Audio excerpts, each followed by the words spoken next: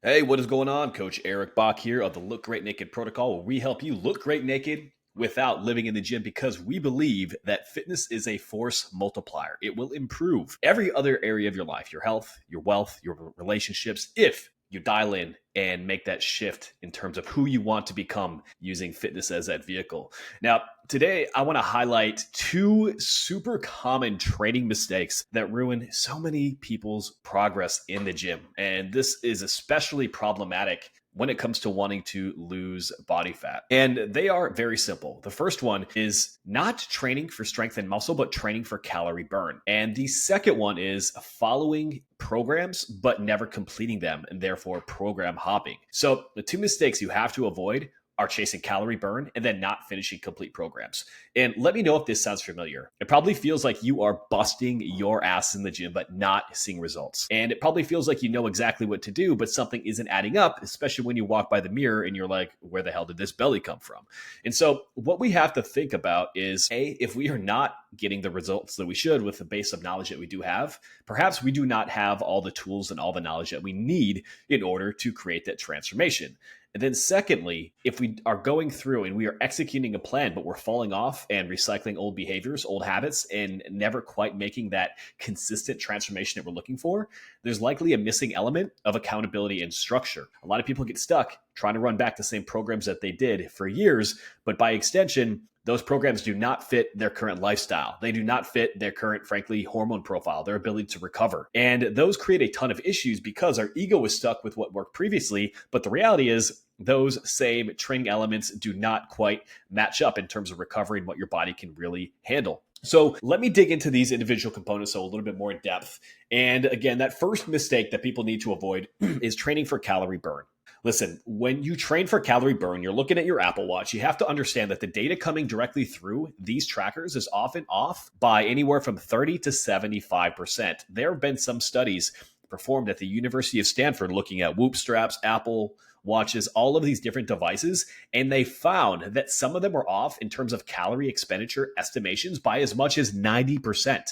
Meaning, if you are using calorie burn is a primary metric for gauging the success of a workout, you are doing so on incomplete information and is often dramatically overstating how many calories are burned. That creates a huge issue. First, your expectations are not in alignment with reality. Second, when you do this, even on a subconscious level, people will start to eat back the calories that they feel that they burned. They will say, hey, I burned off 600 calories playing pickleball today. And they'll eat another 300 calories saying, hey, I still have 300 to go. The issue is these devices are so incorrect when it comes to calorie expenditure that the data often subconsciously leads people to justify making decisions that are not fully incongruent with what they want to accomplish. Now, the second element here is really important as well because the more we do a type of exercise, the fewer calories we typically burn with that exercise for the same amount of work. Meaning, imagine you haven't run for 10 years, and that's probably the reality for a lot of people, right?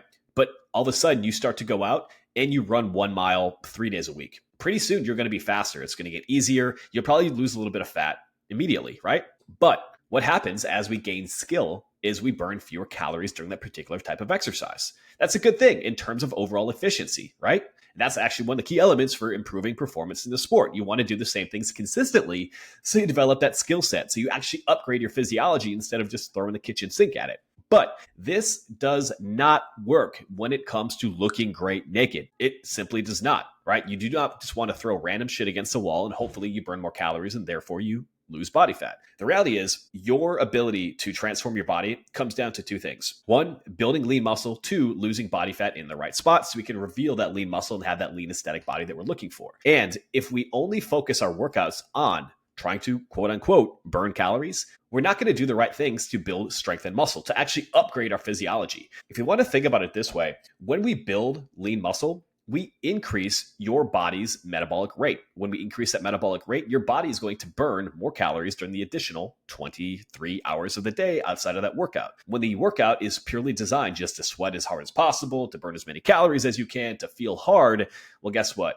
Well, if you're not putting your muscles under the required amount of tension, which most people following these workouts are not, your body has no reason to hold on to that lean muscle. Therefore, when you're losing weight, you're also going to lose lean muscle and by extension, decrease your metabolic rate. So if you're going to train, regardless of whether you're trying to build muscle or lose body fat, while understanding that these are two kind of polar opposite goals that also complement each other, the focus needs to be on building strength and building muscle. When we do this, especially when we're in a calorie deficit, you are sending a signal directly to your body that says, hey, you know what? I need to hold on to this lean muscle that I've already built. I need to be able to maintain this high level of strength because it's an absolute necessity. On the flip side, if we never train those things and we are limiting our calorie intake, our body has no reason to say, hey, let's hold on to that lean muscle. And so what happens is a lot of people go through working hard in the gym, trying to burn more calories. And yeah, they might lose a little bit of weight, but they're losing a ton of lean muscle and strength, which after a couple of weeks, you start to realize it. And then you're like, oh shit, this is not fun. This is not fair. And I do not like the way that I look. So your focus in the gym for fat loss needs to be on building strength and building muscle. Your diet is 90+% of what is going to really drive overall fat loss. So you need to separate this idea of I need to train differently when it comes to losing body fat. The reality is we need to train very similar to how we would when it comes to building strength and building muscle during fat loss. Otherwise, our body has no reason to maintain that strength and muscle. And beyond the fact that calorie burn is a very ineffective metric for actually gauging the overall, frankly, effectiveness of a workout, we're not really improving anything from a physiological sense either when we train that one metric, right? So mistake number one that you have to avoid: do not train for calorie burn, train for strength and muscle. Let your diet take care of the fat loss component. That one simple thing will dramatically change results for the vast majority of people who go in the gym, who work hard, who do all these interval training classes, who do Orange Theory for 6 weeks, lose a few pounds, and then look the exact same way years later, if not a little bit worse, right? Now, the second problem that I see is not completing full workouts, aka program hopping. If you are constantly trying to change it up, you are trying to confuse your muscles. Only thing you are going to do here is try a lot of different shit that might be entertaining in the short term and then feel like you know a lot about what to do and not get results, right? If we want to seriously upgrade the way that you look, feel, and perform, we have to follow a program designed to do exactly that, right? You would not jump into a business and just throw shit at the wall and hoping that something sticks, right? I would assume that, if you have a business or you work in a business, right, that you have some KPI, you have key performance indicators, you have certain things that you have to do at a very high level consistently on repeat that will drive success in the rest of the business, right? Well, this same thing is true when it comes to your workouts. You should be following complete workouts that are probably 4 to 5 weeks consistently within a smaller periodization, and 12-week programs in total, right? So for example, maybe you have 3 phases inside of a 12-week program. You follow the exact same workout for 4 to 6 weeks of that. And if you start to plateau, not just because it turned into 1 month, right? But if you start to plateau, you start to have overuse injuries, recovery starting to get compromised, then you make changes. Then you change a couple exercises, or you change a couple techniques, or your rest period. But you don't go from, say, hey, I'm going to do 10 by 10 German volume training because I saw that it was really cool. And now we're going to do CrossFit for the next week. And then the third week, we're going to do Orange Theory and a couple dumbbell workouts at home.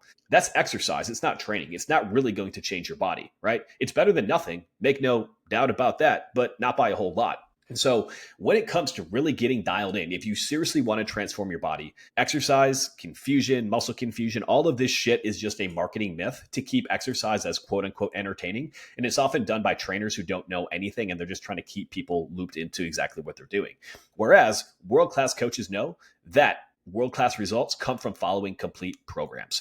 I'll give you an example. There are many times when I will do a program for 6, 8, 10 plus weeks. And keep in mind, I've been training for 20 plus years here, right? So it's not my first rodeo. My muscles don't necessarily need to get confused. What they do need is tension, right? They need heavy weight. And if I'm making adjustments, it might be something as simple as, okay, we're going to go from a 15-degree incline press to a 30-degree incline press. It might be going from a conventional deadlift over to a Romanian deadlift. It might be going from a front squat to a back squat after 6 weeks, right? So I'm not completely changing every single thing that we're doing here, because if we always do that, your body has no reason to build a skill set. Your body will not get better if you're always throwing new things at it and never maximizing your technique, right? Think of it this way. If you have somebody who goes into the gym and they constantly change exercises, and in the very beginning, they squat 130 pounds, 135 pounds for 10 reps, right? Well, if they go through and they constantly change things, they come back around 12 weeks later and they try to do that same exact exercise and they do 135 pounds for 10 reps. Do you think they've actually built a lot of strength and muscle in their lower body? Versus what if you have somebody who says, okay, cool, I can do 135 pounds in a squat right now for 10. I'm going to keep the squat as a key exercise in the same exact program, and I'm going to focus on building strength. I'm going to do it once or twice a week, every single week, following a periodized program, and then I'm going to retest after 12 weeks. And in many cases, they're probably doing 205, 225 for 5 to 10 reps. So is that first person who changed it up constantly, probably does it for years, going to see better results, let's say lower body strength development and overall physique development from squatting that same amount of weight and improving the technique and feeling dialed in and safe and secure with the way that they're executing that movement? Or is it going to be the person who actually stuck with the same exercise, with the same program, who did not change it up just because they were getting bored? I would absolutely guarantee you on my career that the person who stuck to a complete program, who mastered the exercise, who got better, who got stronger, would have better results across the board, right? Because exercise does not need to be complicated. Your training does not need to be overly complex. You do not need to confuse your muscles. You need to develop skills. You only develop skills when you do things consistently, when you do things on repeat, right? You don't learn how to speak another language by taking a 1-hour class once per week. You learn a lot better by breaking that down into multiple small sessions throughout the week and repeating that skill. The same thing is true with exercise. The same thing is true with any skill set that you want to be able to build, right? It's about consistently executing a few basic things and gradually getting better, reviewing what was working, what was not, and then pushing a little bit harder.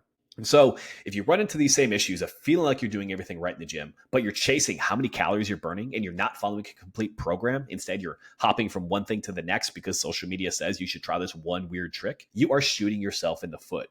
Conversely, though, if you fix these two problems, you can apply that same level of effort, but be going in the right direction, actually be able to change your body, actually be able to make that transformation.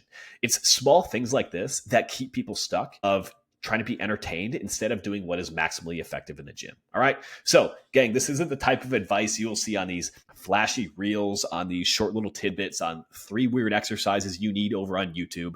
No, you need to be focused on building strength, building muscle. If you want to lose fat, fix your diet, right? And if you want to be able to build a skill set of becoming better in the gym, of being stronger, of being leaner, of feeling more confident with what you're doing, you have to complete full programs, no program hopping. Otherwise, you're just exercising, you're not really training. And it might feel like you're doing something good for your body and it's better than nothing, but you are going to be sorely lacking when it comes to getting the results that you should for the amount of effort that you are putting forth. All right.